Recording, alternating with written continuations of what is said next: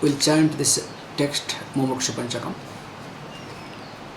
Vihaya yena krutva kratuvidhura karmadi vihitam dhiyam sansudhyatva chidachide avalokadinikaram samaradhyacharyam nati vimati susrushana mukhi prapanna sanpruchet vividishitam atmiyamakhilam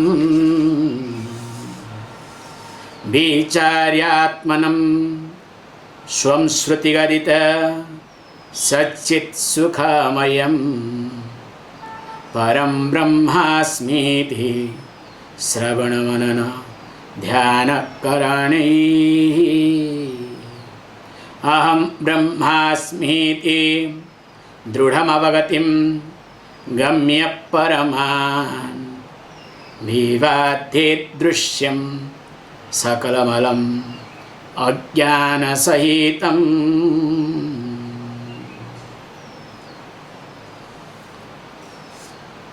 So, as we have been discussing,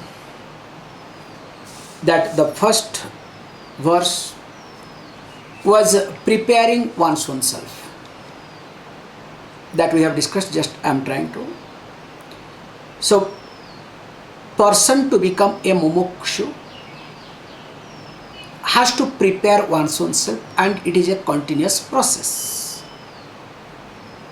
So, while preparing, not doing what is not to be done, and doing what is to be done with healthy attitude. What technically we say yoga buddhya, prasada buddhya, or here is being said that ritualistic approach. And of course through that one is prepared, one is willing to look at one's own way of thinking and starts polishing it. Then once this is there, start seeing the limitations, start seeing the difference between the permanent and temporary, the truth and falsehood. After that what happens? Goes to the teacher. Because when the person has got all these things, automatically the person will have all this background to look at the teacher and teaching aspect. What is your name? Lavinia. Learn to keep the camera up so that it will be, don't keep the camera down. Learn. Don't stand out, okay? Minimum thing people should learn. Whatever everybody does, everybody has to follow that. Try to see others also. Coming back. So here, this is what, when we are talking this thing, that minimum awareness should be there. Coming back, then nati vimati sususra mukhi. So making your mind, logical mind thinking. That logical mind or this thinking, so-called thinking mind has to support the teaching, has to come down. Not the way you want to live, the way you want to function, the way you want to work. That's not going to help at all. It may help you, it may appear as though it is helping you, but in reality it destroys you. That's why then after that what happens? Prapannaha. There is surrender. That when the surrender thing is there, then what happens? With this surrender attitude, the person starts asking, and what? Keeping in mind that I am willing to listen to. So the facial expression also is there. Put everything together, you can see the person is really well prepared or available to listen to the teaching. Mentally, physically, emotionally, intellectually, all the way the person is available to listen to the teaching. That was the first verse that we have seen in details. And of course, once this happens, now in between teaching continues. So once this teaching continues, the second verse talks about beautifully that this Shravana continues very nicely. And along with the Shravana and Mananam, these two are there. And of course, Nitidhyasanam, these three goes slowly together here. Verse number 2. So once you start listening or exposed to the teaching, then what you need to do? You need to do Atma Vichara. Because remember, Atma Vichara doesn't happen by itself. Even though there is a group, they think that, you can sit and close your eyes and ask, who am I? Very popular group, okay? You don't need study. You don't have to get exposed. They will say they are whatever follower or whatever to whom they follow. He did not study. How do you know he did not study? That's another question. Let me not get into. So they ask the question, you have to do the self-inquiry. They don't say Atma Vichara. You have to do self-inquiry. And what you need to do? Just close your eyes and ask yourself, who am I? Who am I? Yes, what will happen? After 10 years, 20 years, you will get confirmation how stupid you are. Because whatever you know with that, if you try to close your eyes, only you will see that. You understand what I am trying to say? Only you will see that what you know. In fact, you will try to, the moment you close your eyes, only you will see whatever your projection, whatever your insecurity, whatever your information, all these things put together is nothing but your meditation, your visualization, or you can say inquiry. So that is what is being highlighted here. You need to, after Shruti, after getting exposed to the teaching, do Atma Vichara, self-inquiry. Never do self-inquiry by yourself. Please never do that either. Then beautifully says that nicely, that what you need to do, once this is there, then what you need to do inquiry. Shruti Gadita, that Shruti Gadita Satchit Sukhamayam. That what is being talked in Shruti, in the scripture, and what is being talked, it is being talked that you are Sat Chit Sukhamayam. You are Sat, the existent Chit, the consciousness, and the Sukham, the Anandam, that means the happiness. Then of course you need to do Shravana Mananam. We have seen in details Shravana, Manana and Nitidhyasana. You need to listen to the scripture and teaching. You need to keep analyzing, and of course you need to get committed to the teaching. And what is that? That I am totality. Then finally says, with the confirmation, as you start Drudham Avagati, this is the certainty you should have. What is that? Aham Brahmasmiti, I am the absolute truth. Means owning of this knowledge. Not borrowing the idea. Not the scripture says that you are absolute truth. Not the teacher says that you are totality. You understand that you are totality. And of course, then what happens? You will discover, definitely you will gain, or you will really achieve the end goal, the ultimate goal, what you are looking for. With this, let us look at the verse number 3. Viditvetham tattvam nikhila nigamante nigaditam nihatvanartham vai sakalamapi जीवातु सहितं परानंद भूत्वा भवति भुवि भव्यो भूपतिभ्यो विधेयं कर्तव्यं विधमपि हेयं हृदि गतम्.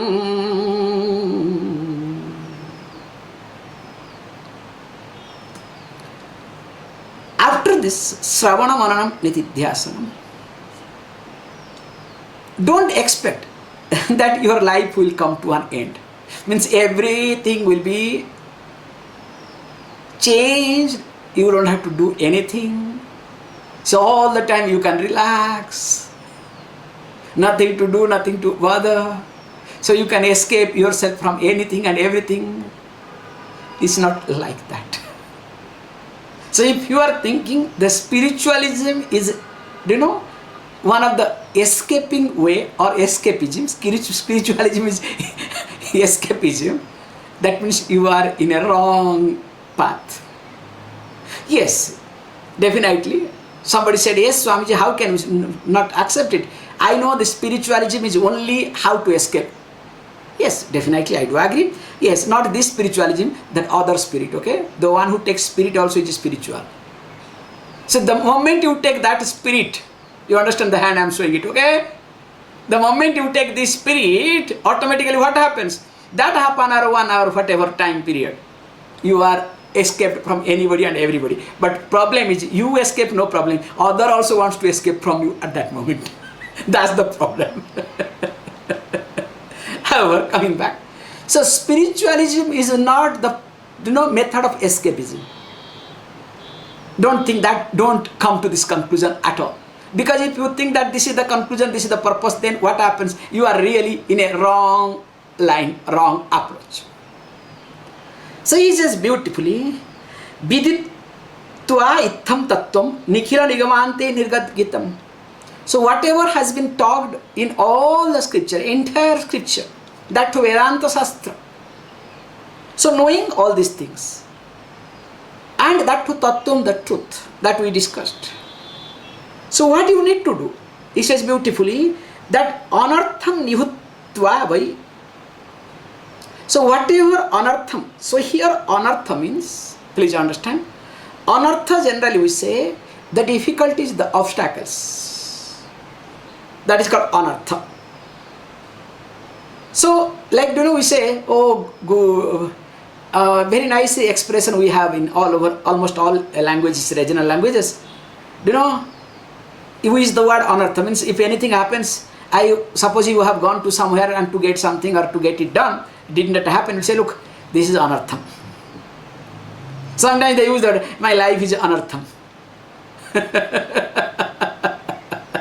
Means my life is waste, okay? So sometimes what happens, this word anartham is being used, not useful, really difficult, and completely opposite of what you are looking for or what you want in life. All these things put together, okay? So looking at all these things, we need to see here, it says, nihatva anartham. So nihatva means destroying all difficulties. And what is the difficulty? What is the main difficulty in our life? It is me who wants to poke everywhere. It is me who wants to interfere. Remember, the river flows. Is there any difficulties? Is there any problem? But near the river, I have an ashram. And rainy season, rain comes. That is a problem for me. You understand? Monkeys are moving. I am giving you the live example, okay? Monkeys are moving. Beautiful to watch. And that too at a time around 100. And that too seeing that monkeys are eating some bananas, biscuits and whatnot. Very nice to see how they are pulling from each other, how they are running, how they do and all this. It's fantastic to watch. Is it a problem? In fact, it's a very enchanting scenery. But is that banana from my place? You understand? Did that fellow take banana from my place? The moment you come to know bananas have gone from your place, then that becomes a problem. Can you understand? I am giving you the practical example. So that means it's very clear. Nothing is a problem. It moves, it continues. But when I am relating, when I want things to move my way, but when things do not move my way, because they have, nature have its own way, every animal, every living beings have their own way, then what happens? That becomes a problem for me. Do you understand the concept, how it works? So he says, nihatva anartham means the person does not involve, the person does not want to get into, the person does not want to poke into anything in life. So that means there is no interference, there is no disharmony. You do not create any disharmony anywhere. knowingly or unknowingly. That's why you need to look at both your conscious mind and subconscious mind. Please understand. That's why in teaching we see, when this sort of things takes care of your conscious mind, of course when you start listening to again another subconscious mind, that's why we try to ask, do japam, do this, do that, or whatever is there, please come up and try to face it. Because once you start facing anything, you try to face it, you will discover that you will not be able to involve yourself, or you will not be able to interfere. It's exactly like when a child is afraid of, let us say, darkness. And of course, most of you are having phobia related to spider phobia. Because I notice most of the ladies have spider phobia. Moment they hear the word spider, and some of them, the interesting thing happens, they are having phobia of this, what you call, cockroach. So each one, somebody is having cockroach phobia, spider phobia, rat phobia, this phobia, and some people have got human being phobia, okay?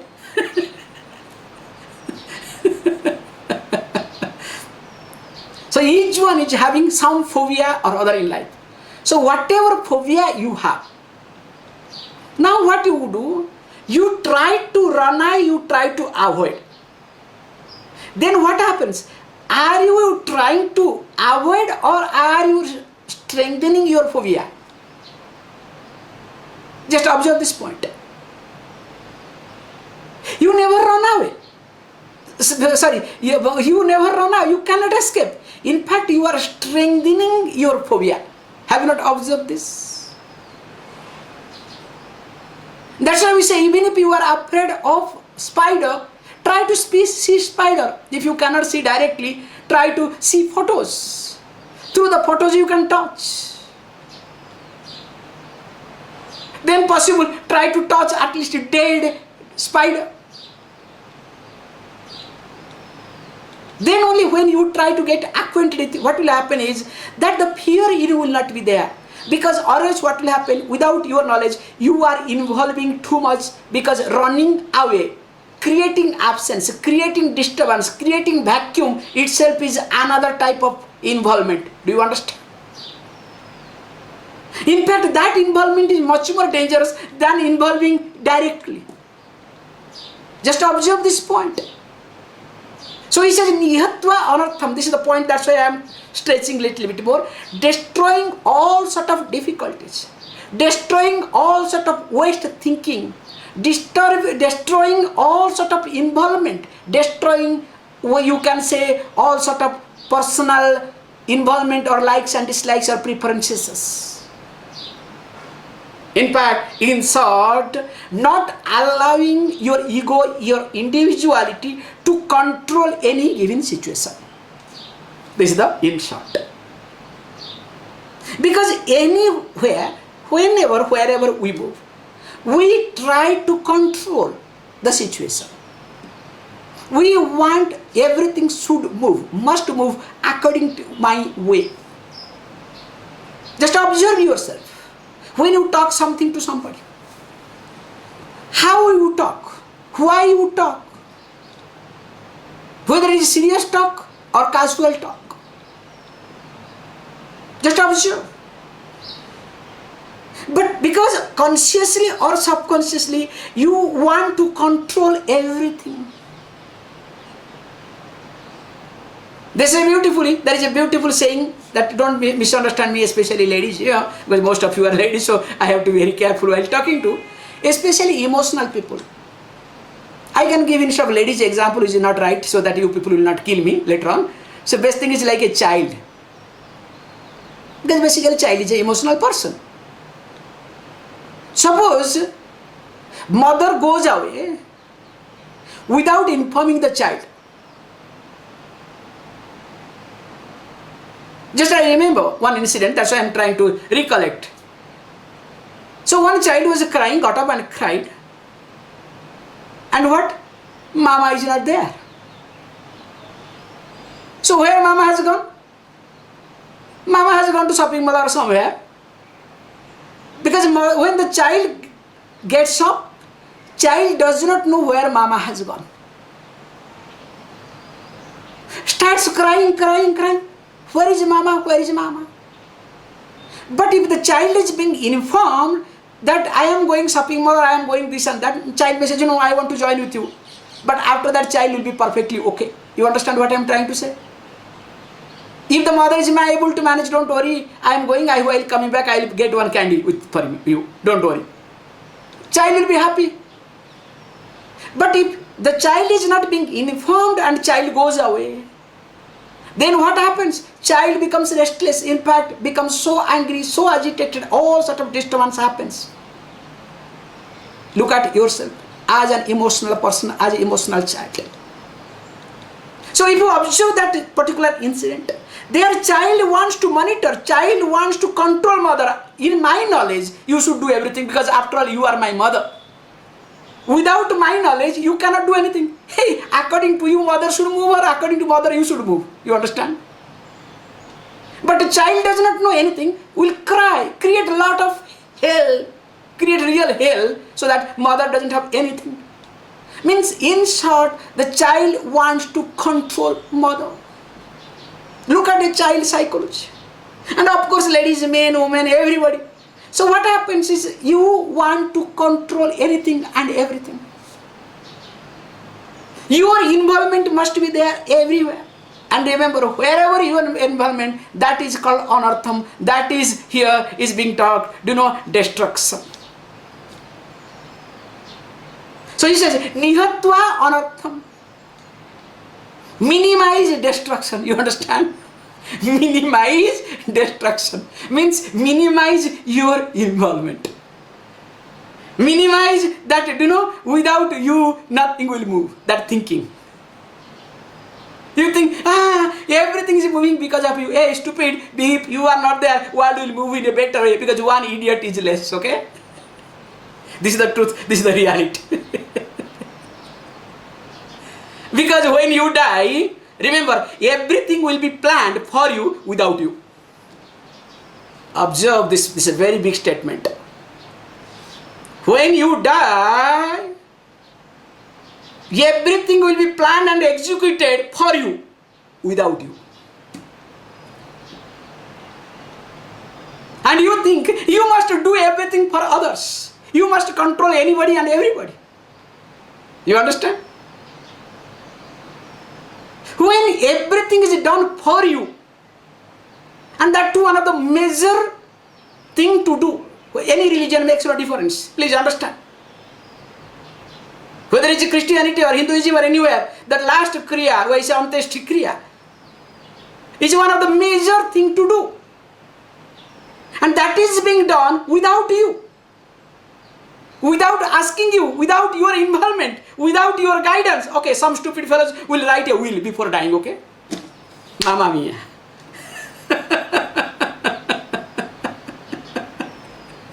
Hey, once you die, what happens to your body? How does it matter to you? Does it really matter to you?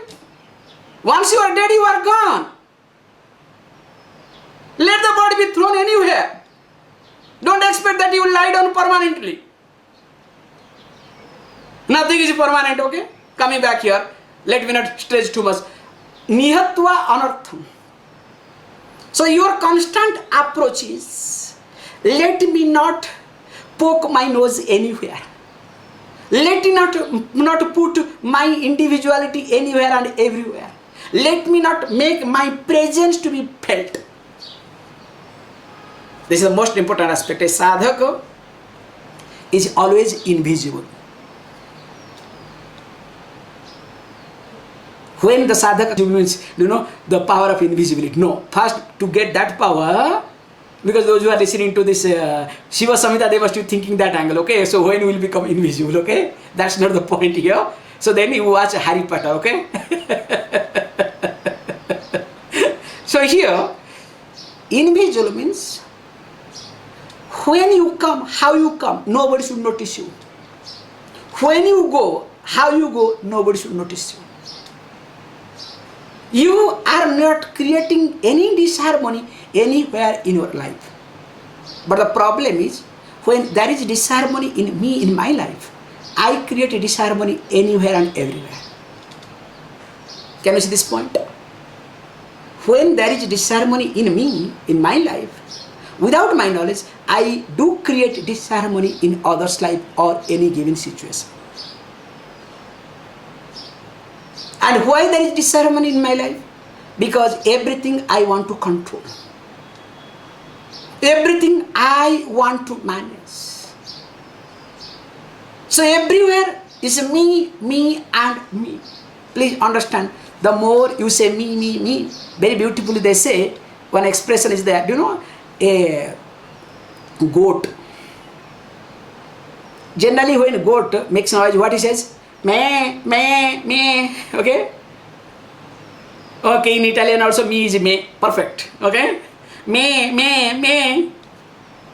And the fellow when is going to be chopped, you understand? Also makes noise, me, you understand? Mine, everything is mine. Hey, after a few seconds, you are getting chopped, you understand?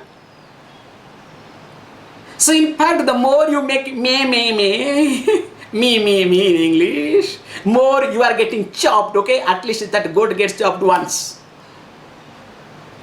But you are getting chopped every moment. That's why he says beautifully, that nihitva anartham vai, indeed, sakalam api jivatu sahitam. Entire anartham, and that too with the seed, that which has come from your previous lives. Your prarabdha, your vasana, means not involving anywhere, allowing everything to get unfolded. So whatever has come, jivatu sahitam, along with the jiva, when you are born, it has come, your individuality has come. That also you need to take care. That is what called nididhyasana, not allowing yourself to involve anywhere at all. Then what happens? This is parananda bhutva. Of course, anandam hi anandam. All the time, only happiness remains. Because my involvement only creates problem, creates difficulties. It is me who creates all the time problem. It is not anything, remember. So when it is me who creates problem, that is what is being highlighted here. What I need to do here, very nicely says that I need to look at little differently. So what is that? He says that I don't involve anywhere and everywhere. Then automatically parananda, the ananda which is absolute. The absolute ananda continues all the time. And this is beautifully. But after this what happens? It makes no difference. Whether I was a king or I will be a king or I am a king. Bhupatibhyo means whatever you are. Means whatever role you are playing, you don't have to give up anything. That's why we have concept of a Rajarshi. Raja also Rishi. The person happens to be king, at the same time Rishi, a saint, a knowledgeable person. But nowadays people become saint to become Raja. You understand? Like all the saint, okay? Like for example, especially in Christianity, many people become father. To earlier days it was there. Like every family, noble family, must dedicate one child. Why? To protect their asset. Because church was the center of power. Was, now also is, don't worry.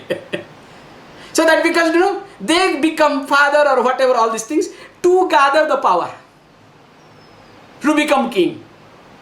So this is nothing, this is another thing. Nowadays also I notice some of cases, some of the, in India also, some people become Swami to become powerful.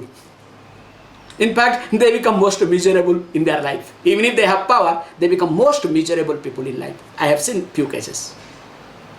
I am sorry to say, but this is the truth, this is the reality.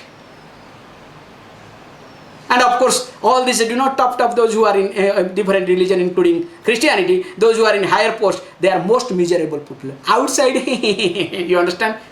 So in 32 teeth. But they are the most miserable people, in fact, worse than politicians. At least a politician has got certain freedom.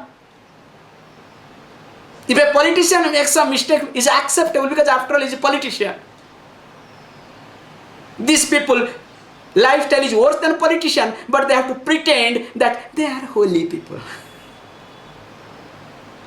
Because what I am trying to say is beautifully, that whatever you are, according to your prarabdha, you have to continue. You don't have to manipulate, you don't have to get rid of it. That's why the best example comes about Raja Janaka in the Treta era.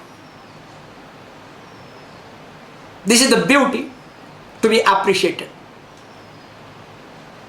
Treta era means, let us say, if we look at count age wise, must be more than 15,000 year old, more than that.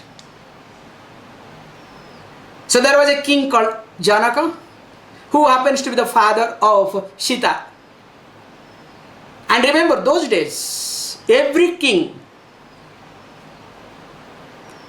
to have a child, that to male child, they used to marry many, because they want male child so that the lineage will be protected. Because if the male child is not there, the family will not continue. But Janaka, being a rishi, this is called knowledge, this is called truth. Even though he was king, he was quite happy, satisfied with the girl child. And he made it clear there is no difference between male and female. He allowed his daughter to study Veda those days. Sent the daughter to the Gurukulam. The Guru was a Yajnavalkya.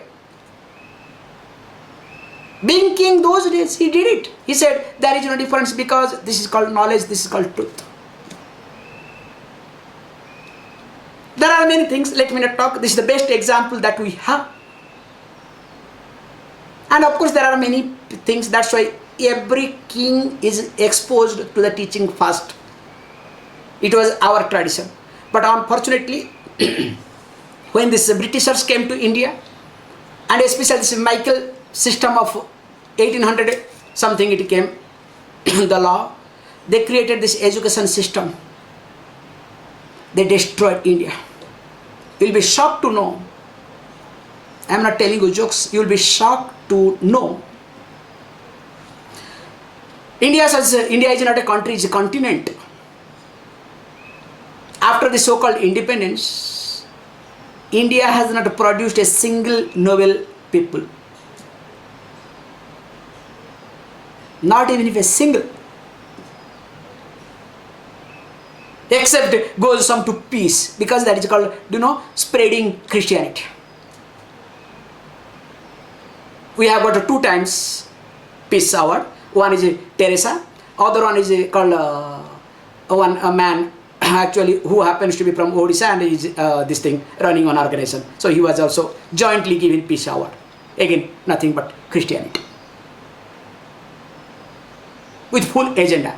So far, India is not able to produce a novel, literature or anything. India doesn't get Nobel Prize. Do you know why? Because the education system the Britishers destroyed in India. Because their target was what? 2 things. That's why India is one of the worst country in the world. I'm sorry to use this word. Worstly affected by the Britishers. Because the Britishers' mind was very clear. When they came to India, they need to communicate to common people. That's why English was introduced. And they wanted workforce, common people, those who are clerical job. That's why in India, where I say worstly affected, everybody talks in English. If you talk in English, you are knowledgeable person, you are learned person. If you talk in vernacular language or regional languages, you are not respected at all. So there is a craze in India that everybody must speak in English. That's why India is not able to produce. I am not telling you jokes. Whoever has followed this British way of thinking or this literature system, education system, they cannot produce anything in the world. They become moderate. This is the, compliment has come. That's why you can see once upon a time, please don't misunderstand me. Once upon a time, UK was the hub of education in the world. The Britain was the hub of education. Now where is it? Now getting destroyed. Coming back, why I am trying to all these things point it out. So we need to understand the traditional aspect. Every king was a part of it, was able to understand, because wherever you are, whatever you are, you have to continue that. I have taken more time today, I am sorry. Then after that, what happens? Vidheyam kartyamam vidhamapi heya hridigatam. You need to continue what is to be done, and how to continue. More of it we'll see tomorrow. Please close your eyes.